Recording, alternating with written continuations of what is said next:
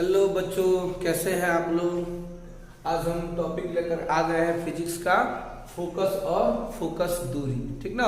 पिछले क्लासेस में हमने आपको गोलीय दर्पण के बारे में बता दिया था। गोलीय दर्पण किसे कहते हैं और ये कितने प्रकार के होते हैं। ठीक ना, डायग्राम के साथ हमने बता दिया था। साथ ही साथ आपको हमने ये बताया था कि गोलीय दर्पण में कुछ विभिन्न पद आते हैं, जिसे ध्रुव किसे कहते हैं, वक्रता केंद्र, वक्रता त्रिज्या और प्रधान अक्ष। इन 4 टॉपिक्स के बारे में हमने बताया था। ठीक ना, पिछले क्लासेस में वो खत्म हो गई थी, क्योंकि हमने बोला था कि आप लोगों को कि फिजिक्स में सीरियल वाइज ही हम सब पढ़ाएंगे। तो अब इसके बाद अगला नंबर है किसकी, फोकस एवं फोकस दूरी की। ठीक ना, तो देखते हैं फोकस और फोकस दूरी कहते हैं किसे है।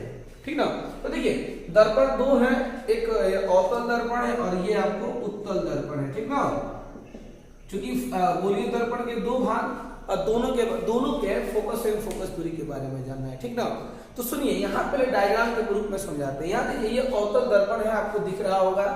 इसमें जो है प्रकाश, देखिए प्रकाश की किरण को दर्पण में कहीं भी जो है आरेख खींचने के लिए, ऐसे तो प्रकाश में अनेकों किरण होते हैं, लेकिन हमको 2 किरण कम से कम लेना पड़ता है।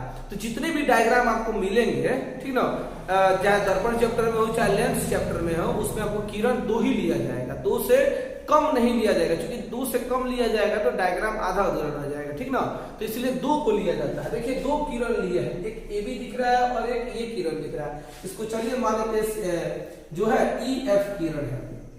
ठीक है, ई एफ किरण इसको मान लेते हैं। ई एफ नहीं बल्कि कोई और ले लेते हैं। चलिए एक्स वाई मान लेते हैं। ठीक ना, क्योंकि क्यों नहीं एफ ले रहे हैं, क्योंकि एफ 2 लेटर आ जाएगा, रिपीट करेगा, इसलिए रिपीट करना नहीं चाहिए। ठीक ना, तो मान लीजिए कि यह एक ए बी किरण है और ये एक्स वाई किरण है। ये किरण दोनों जो है किससे, अवतल लेंस से टकरा रहा है, और टकराने के बाद तो परावर्तित तो होगा ही।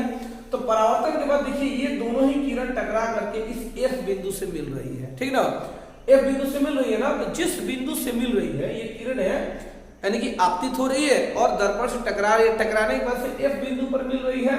तो जहां जिस बिंदु पर मिल रही है उस बिंदु को ही फोकस करते हैं। देखिए ये दोनों किरण यहां मिल रही है, इसको फोकस कहेंगे। ठीक ना, क्या कहेंगे, फोकस कहेंगे। और फोकस को किससे सूचित करते हैं, कैपिटल एफ द्वारा करते हैं। यहां भी देखिए, यहां भी आपको मिल रही है।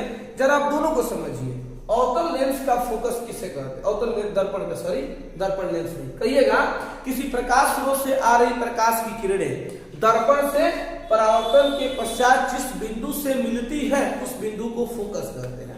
और उत्तल दर्पण कहिएगा, किसी प्रकाश स्रोत से आ रही प्रकाश की किरणें, ठीक ना, दर्पण से परावर्तन के बाद, देखिए परावर्तन हुआ, ये उधर चला गया, इधर चला गया है, लेकिन परावर्तन के बाद देखिए आंशिक रूप से यहाँ पर इस बिंदु से मिली हुई है। तो कहेंगे किसी प्रकाश स्रोत से आ रही प्रकाश की किरणें दर्पण से परावर्तन के पश्चात, ठीक ना, जिस बिंदु से मिलती हुई प्रतीत हो रही है, क्योंकि यहाँ पे आंशिक रूप से मिल रही है, उस बिंदु को ही क्या कहेंगे, उसको उत्तल दर्पण का फोकस कहेंगे। और फोकस किसी का भी हो, किसी दर्पण का फोकस को हम लोग कैपिटल एफ द्वारा ही सूचित करते हैं। ठीक है, चलिए फोकस हो गया। अब फोकस दूरी किसे कहते हैं, तो सुनिए। अच्छा ये क्या है, देख रहे हैं आप लोग, ये क्या है, इसको ध्रुव कोण कहते हैं, और ये क्या है, आपको फोकस है। तो कहिएगा फोकस किसे कहते हैं, तो सीधी सीधी बात कर दीजिएगा, फोकस की परिभाषा अवतल और उत्तल का दोनों का सेम हो जाएगा।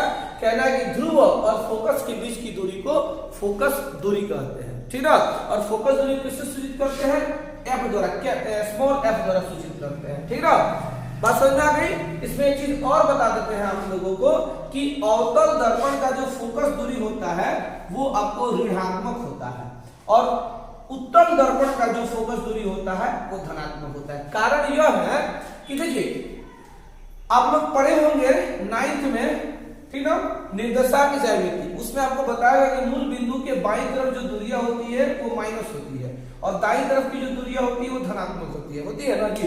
तो यहाँ देखिए ये हुआ मूल बिंदु, आप जैसे कि यहाँ पे हम लोग कह रहे हैं कि इसको क्या ध्रुव, और मैथ के हिसाब से इसको क्या कह देंगे, इसको मूल बिंदु कहेंगे। तो देखिए अब यहां से हम लोग बाएं, ये फोकस जो दूरी जो है वो किधर है, बाएं तरफ है ना जी, इसलिए देखिए इसको जो है जो अवतल दर्पण की जो फोकस दूरी होती है वो ऋणात्मक मानी जाती है या हो जाती है। ठीक ना, और जबकि याद रखिए ये जो फोकस दूरी है वो मूल बिंदु यानी कि ध्रुव की किधर है, दाईं तरफ, इसलिए क्या होता है वो धनात्मक हो जाता है। ठीक ना, तो यानी कि अवतल दर्पण की फोकस दूरी ऋणात्मक होती है और उत्तल दर्पण की जो फोकस दूरी होती है वो धनात्मक होती है। ठीक ना, अच्छा अब जो है इसके अगला जो हमारा वीडियो जो अगले एपिसोड जो आएगा आपको अगले क्लास के, उसमें जो है आपको हम ये बताएंगे कि किसी भी गोलीय दर्पण का, मतलब गोलीय दर्पण का फोकस दूरी और वक्रता त्रिज्या में क्या संबंध होता है, ठीक ना।